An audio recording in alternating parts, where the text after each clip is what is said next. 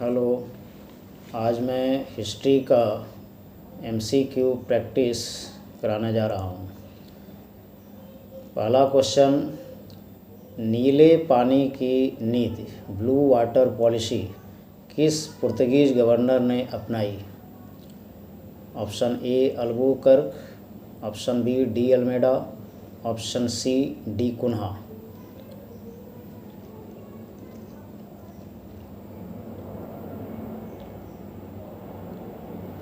Answer B de Almeida. De Almeida ने blue water policy की नीति अपनाई। इस नीति के तहत समुद्र से व्यापार करने के लिए पुर्तगालियों से आज्ञा लेनी पड़ती थी। इसे कार्टेज सिस्टम भी कहा जाता है। क्वेश्चन नंबर 2, बेदरा का युद्ध कब और किसके बीच हुआ? ऑप्शन ए 1759 डच तथा ब्रिटिश कंपनी के बीच, ऑप्शन बी 1760 पुर्तगाल तथा फ्रेंच कंपनी के बीच, ऑप्शन सी 1761 डच तथा फ्रेंच कंपनी के बीच।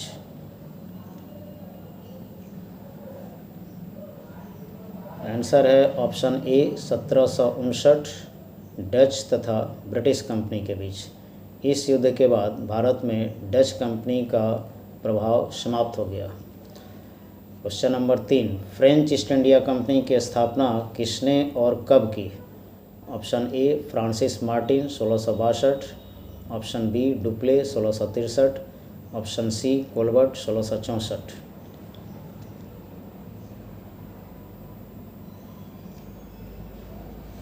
इस प्रश्न का उत्तर है option C Colbert 1664। Question number 4, Pondicherry की स्थापना कब और किसने की? Option A Francis Martin 1673, option B Dupleix 1674, option C Colbert 1675।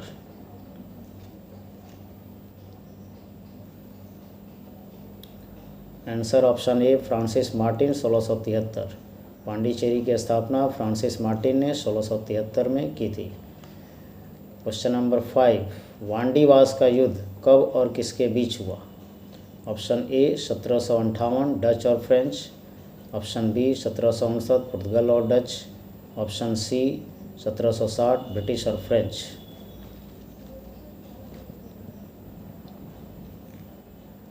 Answer option C 1760 British और फ्रेंच। वांडीवास का युद्ध 1760 में ब्रिटिश ईस्ट इंडिया कंपनी और फ्रेंच कंपनी के बीच हुआ। इस युद्ध के बाद फ्रेंच कंपनी का भारत में अस्तित्व समाप्त हो गया। क्वेश्चन नंबर 6, बंगाल में प्रथम डच फैक्ट्री कहाँ स्थापित की गई? Option A Balasore, option B Hooghly, option C Pipli. Answer option C Pipli. Bengal में प्रथम डच फैक्ट्री पिपली में स्थापित की गई।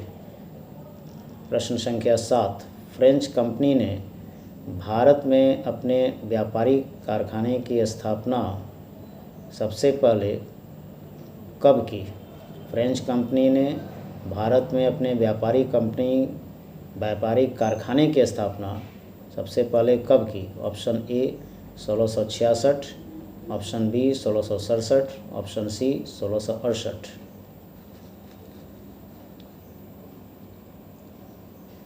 Answer option C 1668। Francis Caron ने सर्वप्रथम फ्रेंच फैक्ट्री की स्थापना की थी। अगला प्रश्न, डुप्ले ने भारत की पूंजी मद्रास में तलाश कर भयानक भूल की, क्लाइव ने इसे बंगाल में खोज लिया। यह कथन किसका है? डुप्ले ने भारत की पूंजी मद्रास में तलाश कर भयानक भूल की, क्लाइव ने इसे बंगाल में खोज लिया। यह किसका कथन है? Option A Napier, option B Auckland, option C Marriott. Answer option C Marriott. इस कथन का आशय यह है कि डुप्ले का ध्यान मद्रास में रहा, उसे सफलता नहीं मिली। क्लाइव ने बंगाल पर ध्यान देकर भारत में ब्रिटिश राज की नींव डाली। उसके बाद का टॉपिक भू राजस्व व्यवस्था से संबंधित है ब्रिटेन में भारत की भू राजस्व व्यवस्था? पहला क्वेश्चन, इजारेदारी प्रथा किसने और कब प्रारंभ की? इजारेदारी प्रथा किसने और कब प्रारंभ की? Option A Warren Hastings 1772, option B Cornwallis 1788, option C Lord Hastings 1818। Answer option A Warren Hastings 1772। इसमें पंचवर्षीय ठेके की व्यवस्था थी। सबसे अधिक बोली लगाने वाले को भूमि ठेके पर दी जाती थी। अगला प्रश्न, अस्थायी बंदोबस्त किसने और कब लागू किया? Option A Clive 1770, option B Warren Hastings 1774, option C Cornwallis 1793। Answer option C Cornwallis 1793। अस्थायी बंदोबस्त को जमींदारी व्यवस्था या इस्तमारी व्यवस्था भी कहा जाता है, जिसे बंगाल, बिहार और उड़ीसा में लागू किया गया था। अगला प्रश्न, अस्थायी बंदोबस्त ब्रिटिश भारत के कुल क्षेत्रफल के कितने प्रतिशत भाग में लागू किया गया? Option A 17%, option B 18%, option C 19%। Answer option C 19%। अगला प्रश्न, अस्थायी बंदोबस्त में किसे भूमि का अस्थायी मालिक बना दिया गया? Option A company, option B सूबेदार, ऑप्शन सी जमींदार।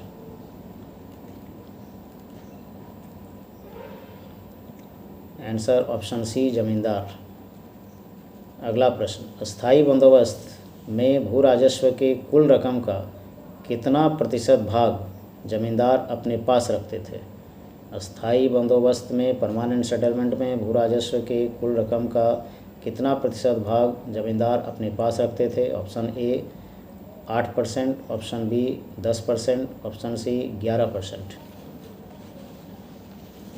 Answer option C 11%। 11% जमींदार अपने पास रखते थे और 89% 89% कंपनी को देते थे। अगला प्रश्न, रैयतवारी व्यवस्था किसने प्रारंभ की? Option A Warren Hastings, option B Cornwallis, option C Read एवं Munro. Answer option C Read एवं मुंडो। यह व्यवस्था मद्रास, बम्बे तथा असम के कुछ भागों में लागू किया गया। अगला प्रश्न, महलवारी व्यवस्था किसने प्रारंभ की? ऑप्शन ए ब्लेजली, option B Mackenzie, option C Dalhousie. Answer option B Mackenzie. अगला प्रश्न, अस्थायी बंदोबस्त पद्धति में कॉर्नवालिस को किसने सहायता की थी? अस्थायी बंदोबस्त लागू करने में कॉर्नवालिस को किसने मदद की थी? Option A Mackenzie, option B Clive, option C John Shore. Answer है ऑप्शन सी जॉन शोर। अगला प्रश्न, ब्रिटिश भारत के कुल क्षेत्र के कितने प्रतिशत भाग में रैयतवारी व्यवस्था लागू की गई? Option A 49%, option B 50%, option C 51%। Answer है ऑप्शन सी 51%, 51%। अगला प्रश्न, लॉर्ड कॉर्नवालिस ने 10 वर्षीय भू राजस्व व्यवस्था कब लागू की? 10 वर्षीय भू राजस्व व्यवस्था। Option A 1788, option B 1789, option C 1790। Answer है ऑप्शन सी 1790।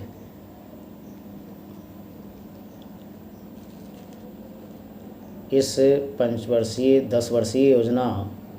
10 वर्षीय व्यवस्था को ही 1793 में अस्थायी बंदोबस्त में परिवर्तित किया। अर्थात कॉर्नवालिस ने 1790 में जो 10 वर्षीय भू राजस्व व्यवस्था लागू की, 1793 में वही अस्थायी बंदोबस्त में परिवर्तित हो गया।